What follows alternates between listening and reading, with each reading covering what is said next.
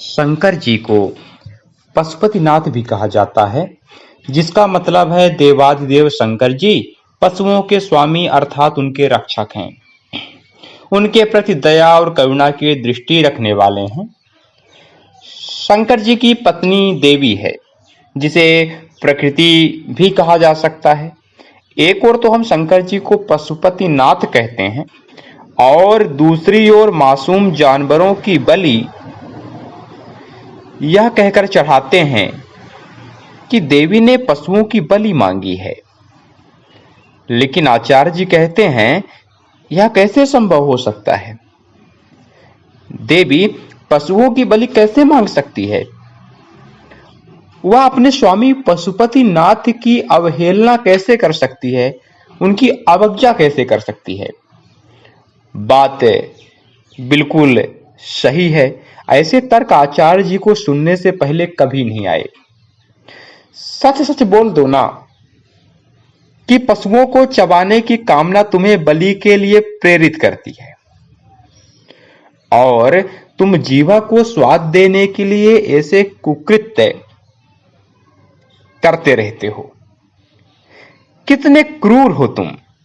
यदि पशुओं को चबाने में तुम्हें इतना ही मजा आता है तो मानव मांस का भी भक्षण करना शुरू कर दो। क्यों नहीं करते? पशुओं का जन्म उन्हें तुम्हारे खाने के लिए नहीं हुआ है। अभी तुम्हारी उंगली में एक कांटा चुभ जाए तो पता है ना कितना दर्द होता है, और तुम तो मूक और मासूम जानवरों का गला रेतते हो। कभी सोचा है उनको कितनी पीड़ा होती होगी? तुम जानवरों को खाते हो और महान बनते हो। तुम किसके लिए महान हो? जिस मुर्गे को तुम काट रहे हो, क्या तुम उसके लिए महान हो सकते हो? क्या तुम उसके लिए महान हो? बताओ।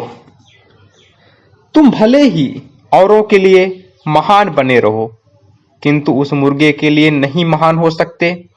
और तुम्हें यह जानकर हैरानी होगी कि जिस मांस को तुम इतना स्वादिष्ट समझकर खाते हो, वह मांस स्वादिष्ट नहीं है। उसमें डाला गया मसाला स्वादिष्ट लगता है, अन्यथा तुम उसे कच्चा ही खा जाते, बिन मसाले के खा जाते। तुम इतने मूर्ख हो कि नवरात्रि में मांस भक्षण में प्रतिबंध लगाए रहते हो, और जैसे ही नवरात्रि खत्म हुई कि हड्डी और मांस चबाने शुरू कर दिए।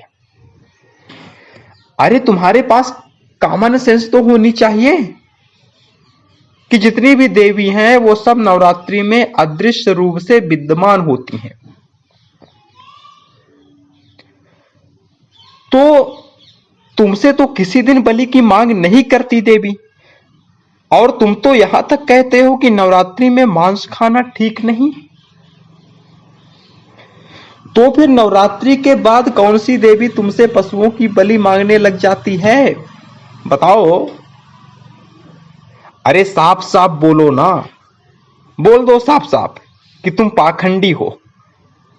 देवी के पंडाल में 9 दिनों तक मांस न खाने का पाखंड करते हो, और बाद में देवी पर दोषारोपण करके अपनी कामनाओं की पूर्ति करते हो और मांस चबाते हो। होगी तुम बहुत होशियार, होगी तुम में बहुत चालाकी। लेकिन क्या तुमने कभी जीवन को कैसे जीना चाहिए कहीं से पढ़ा सुना समझा? नहीं ना, क्योंकि तुम्हें यही नहीं पता कि जीने के लिए कुछ उच्चतम उद्देश्य भी है तुम्हारे पास। तुम कभी अध्यात्म की ओर उन्मुख नहीं हुए। तुमने कभी आत्मज्ञान को नहीं चाहा। तुम्हें यह पता होना चाहिए कि क्लाइमेट चेंज का सबसे बड़ा कारण मांसाहार है।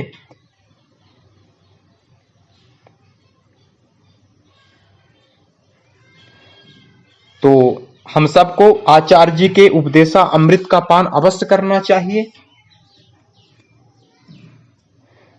जिससे कुंठित परंपराओं और मान्यताओं से मुक्ति मिल सके, हम स्वतंत्र हो सकें।